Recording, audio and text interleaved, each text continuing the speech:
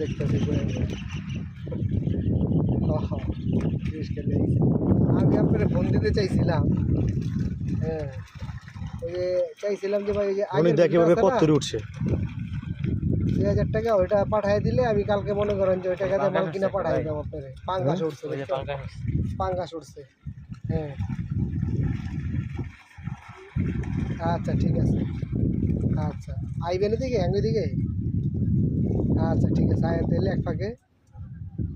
আচ্ছা ঠিক আছে চাটা খাওয়া যায় না।